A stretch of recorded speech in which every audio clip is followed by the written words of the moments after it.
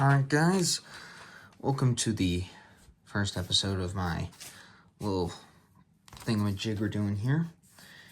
And here's the list of things that I need to work on. So, out of all of these, the easiest right now is probably the wood. The wool would be the easiest, but I don't really know what I'm going to do to represent the sheep, so we're going to do the wood. I need to do 4 of these. I'm not going to make all 4 on camera. I'm going to make 1 and show you guys how to do that. So, without further ado, let's get started. First thing you're going to need is your half-inch gaming hexes right here. And you're going to need a knife. Just cut her open. Come on. I'm doing this safely, not really on camera here. There we are. That's good enough. Now, this project's going to be pretty easy in my opinion, because I don't have a lot of cutting I actually need to do. Not yet, at least. So what? We need 4? Alright. So we're going to grab 4 of our half-inch hexes. Set them down. The rest you can put aside, except you are going to want to take out your pipe cleaners. We'll be using those for trees. And if you are doing this for the first time, I recommend you take out the sheet of paper that this comes with, because, oh, I changed it. It used to be printed on the back of it, but I guess they got a second thing now. They have instructions for how to basically do the work and how to do the trees. I would recommend reading over that first.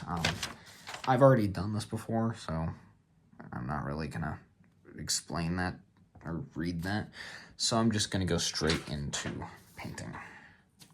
Now, first thing that we need to do with our forest hexes is that we need to paint the sides.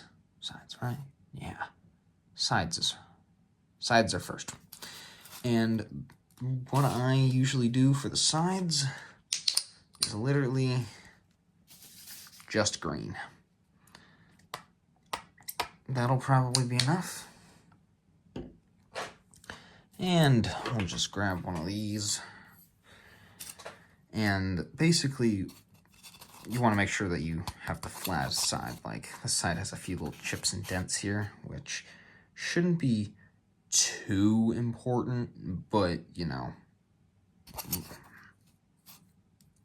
it still looks better like this anyways.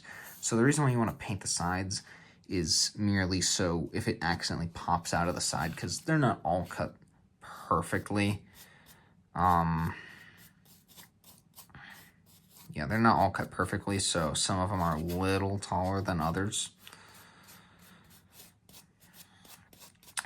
They'll basically blend in a little bit. But yeah, really quick, really simple. You want to make sure you get all of the little crevices. Every last little hole.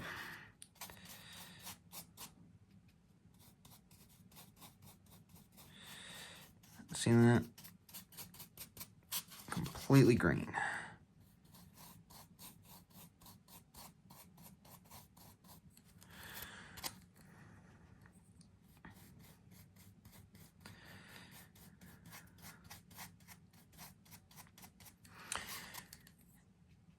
If you guys like me doing content like this, not just the mapping series, but this as well, make sure you leave a little like or a comment down below so I can, you know that you guys like this and make some more of it.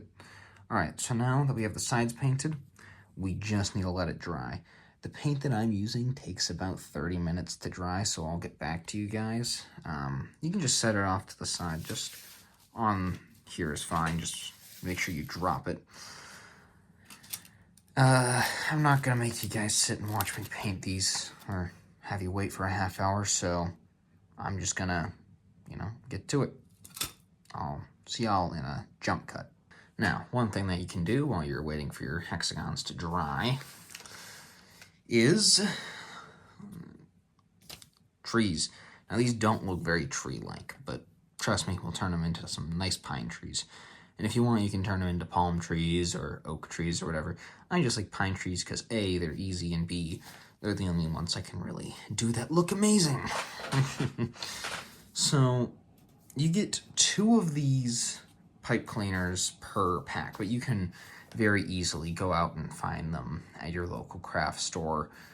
So I didn't need to buy any because this will be enough. This is 2 packs worth. This should give us about 32 trees. So we're going to set 3 of them aside. We're just going to focus on 1. I'm just going to show you how to make 2 or 3 trees. So you can, you don't need to watch me make all of them at once. First thing we're going to do is separate them all like this. Just like that. We'll just put 3 of those aside. And now we're going to choose how we want our trees to be. We can do 2 equal-sized trees. We could do 1 small, 1 tall. But just to start off with, we're going to do 2 roughly equal-sized trees. Right about there. Set 1 aside. And now you have a tree. Now you think you're done. You're really not. Down here, you want to pinch and pull and basically pluck out hair from the bottom. I'll tell you why in a second once we get the finished product out. There we are. Now, there we are. Now, let me grab an extra tile I have laying around. Inch thick tile. Put that to the side. You can use this later for grass in a different part. You can stick them in there like this instead of having to glue them down. And that looks a little nicer. So, 1's done. Actually, we'll make a little garden while we wait. This is basically the same. So, I'll get to the other one. We'll make a tall and a short one here. Like that. The thing about the short ones is you can't take too much off the bottom, or else they're going to be way too short. So let's just make it a little even here. There we are. That's perfect. There we go. Just a little tree. Add that to our little garden. It's looking more like a forest already. You might want to flatten those out at the bottom. And now lastly, our big tree. You can pick away more at the bottom to make it a little more stable. This does make a lot of excessive fluff, so make sure, I should be doing this on a plate or something, but I did this on the floor of my bedroom once, so I know what I'm doing here. Oh, almost done. Come on. Come on. There's still a little bit on the actual wire there. There we are. Doesn't look bad. Not my best one. But, it'll work. Oh, hold up. Oh, okay. It's a little better. Add that to our little forest, our little garden. There we go. You got 3 different heights of trees there. Now, I'm going to do that to the rest of these. I'm just going to do another smash cut. So I'll get back to you when my hexagons are dry and I'm done with these. Alright, now we get all of our trees. There are a bunch of different little heights, all stuck in here. Oh, you fell out. Why'd you have to fall out, dude? There we are. That's better. But yeah, they're just in here for now. We'll move them over later. But we can set those off to the side, because now, hopefully, yep, all of our hexagons are dry that we painted the edges on. So, well, one of them's not fully dry. You can go back over there.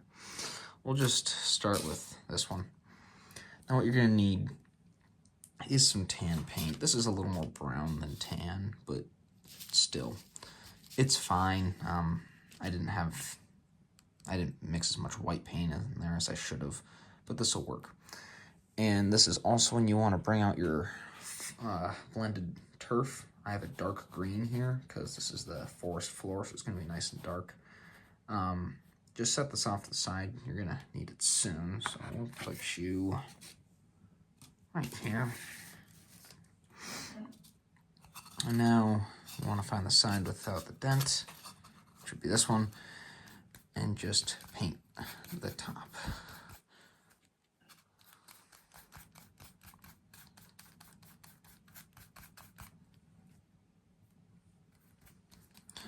You want to be a little heavy with the paint because you'll see in a minute we're not going to be using glue in this step.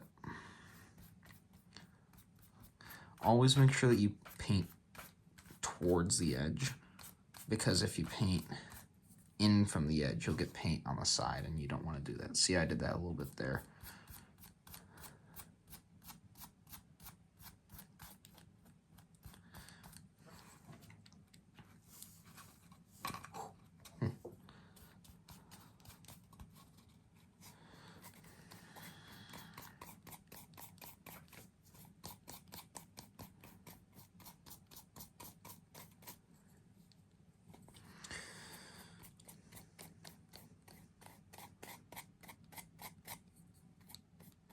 Make sure you get all the little spots.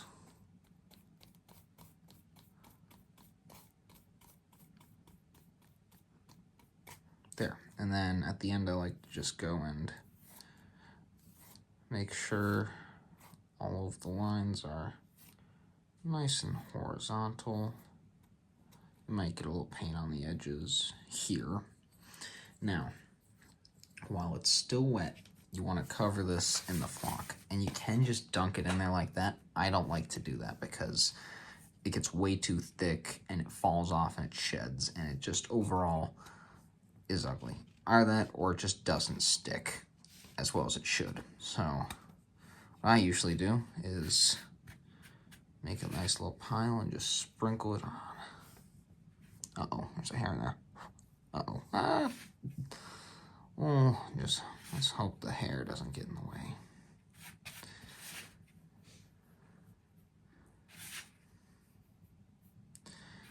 I bet you're thinking this is way too much, and you'd be absolutely right. But we want to keep going until we just can't see any tan or light brown yet. Okay, I believe that's all of it. Over here a little bit. Alright, now that it's on there, I'm just going to turn it over and a few little taps.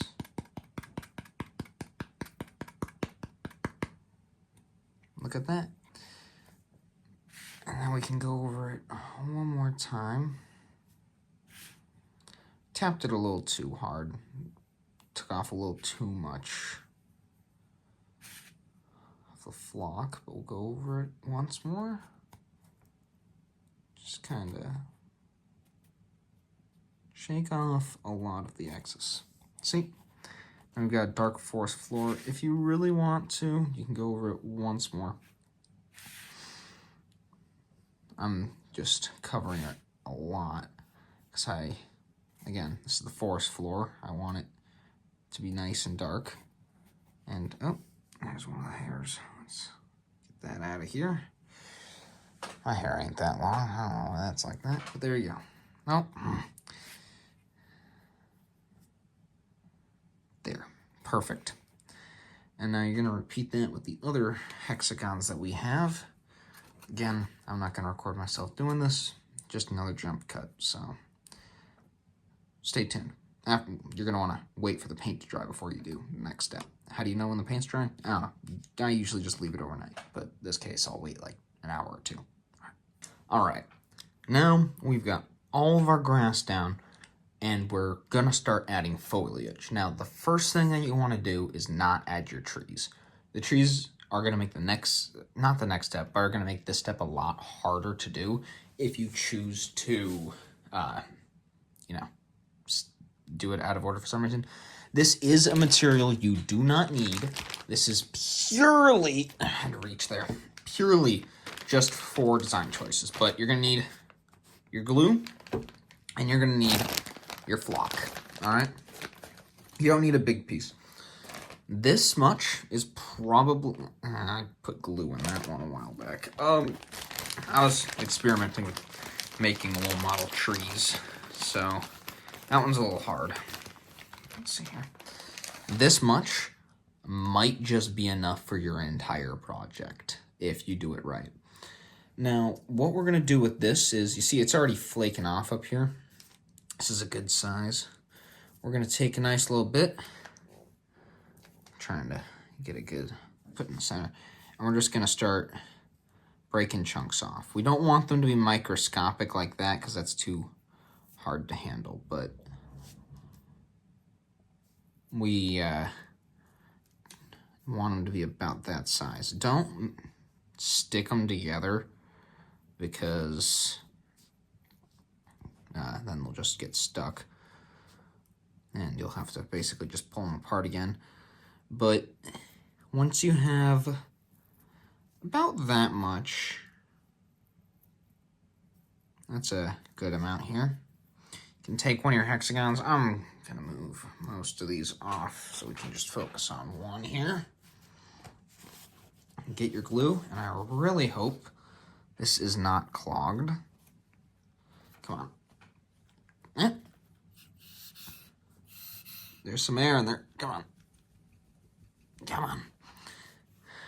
This hand motion is very, very familiar to me. Come on. Finally, a little bit of glue. Just that much. Stick it down. Now, if you're making a little, just like a flat tile, this is where you're gonna end off. Like, jeez. This is a very empty glue bottle. I'll buy more glue before the next video, I promise. If you're making a plains tile, you want to use smaller clumps than this. Like, this is fine. But this is a forest tile, so I want the forest floor to be nice and full of foliage. So I'm going to be doing several big clumps. There's hair everywhere. Jeez. Hair is annoying. If you couldn't tell, I'm not in my room doing this right now because I don't want to make a mess of my map, which is already on my desk. When I did my first project, I did it in my room, and I could keep it pretty contained, but this is a little bit bigger of a project, a little more ambitious, so I'm down in the dining room right now. You want to make sure that you differ how far away they are, like try not to get a pattern, because if you make a pattern, it just kind of gets boring and repetitive. But you also want to make sure that you don't stay away from the outside, because then all of it looks piled in the center. This is too, if you're just doing a plain, like, empty field tile, this is too much. If it looks like this, you've done too much. Just turn it into a forest tile. Okay, let's see here.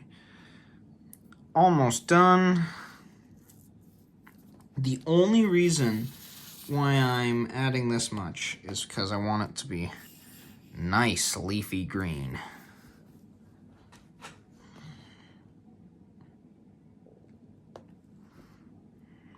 Almost there. Alright, I would say that's good. It looks a little ugly here. I really need new glue. But next we're going to take our little garden that we made earlier, all these trees, and I made 32, and these are the only 4, so 32 divided by 4, that's 8. Alright, so I'm going to go through, choose 8 of varying heights. We'll have a nice tall one, another rather tall one, do little medium ones, nice. Get some short ones in here. 6, 2 more. I don't want another tall one. Grab another short one. And grab another medium one. If anyone's wondering what the ratio is I do for these, I do half medium, so just cut them in half. And then the other half I do the large small split. So about 50% are medium trees, 25% are tall trees, and 25% are short trees. Alright, and now it's pretty simple here. You just go on in and stick them in there. Oh no! I made a little mistake here. I'm gonna have to give this guy a little chiropractor's fix right there. Boom, right there. Always remember to fluff the trees. If you do not fluff the trees, they will not look like trees. This is not my best looking tree. I'm trying to do a little surgery on it here. Yikes.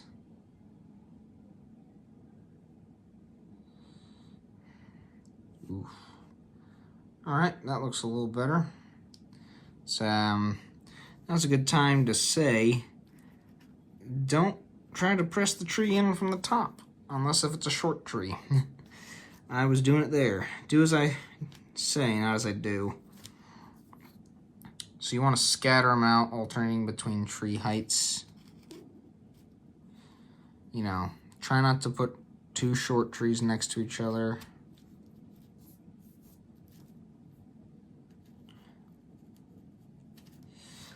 There's a tutorial online, the official GHQ model tutorial from like the 80s. Yes, the whole modeling system that they created was created in the 1980s, and they haven't changed it at all because it's just that good. Official video on YouTube.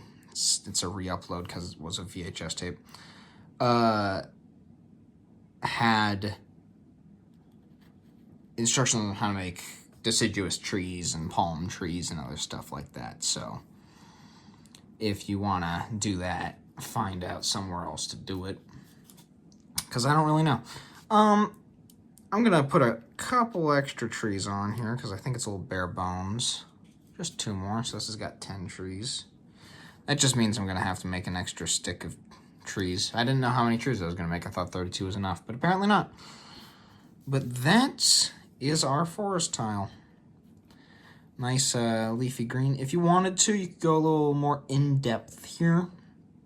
You know, maybe make like a little loggers camp, or go through, paint the trees, add a few little guys on there. It's a nice little scape. Don't tip it upside down, or else the flock will very obviously fall off, and so will the grass, and so will the trees. Everything will just fall off. But yeah, that's the first square. Now I gotta go do that to 3 others, but basically, I'm just gonna end off the video here. This is what they're all gonna look like, and this is what yours should look like. Alright. Well, thank you guys for watching. I'm gonna try to post another one tomorrow or Tuesday I'm probably gonna do the wool next. So we're gonna do open plains, which isn't too different from this, but I'm going to show you a few different little techniques. But, yeah, make sure to like and subscribe, leave a little comment. It lets me know that you guys want to see more of this, and we're going to continue on this little journey. Actually, we might do desert next time. I'm still deciding. If I can figure out how to finish the wool, we'll do wool, but we're definitely going to... Desert is also an option, so don't be surprised. Yeah, see y'all later.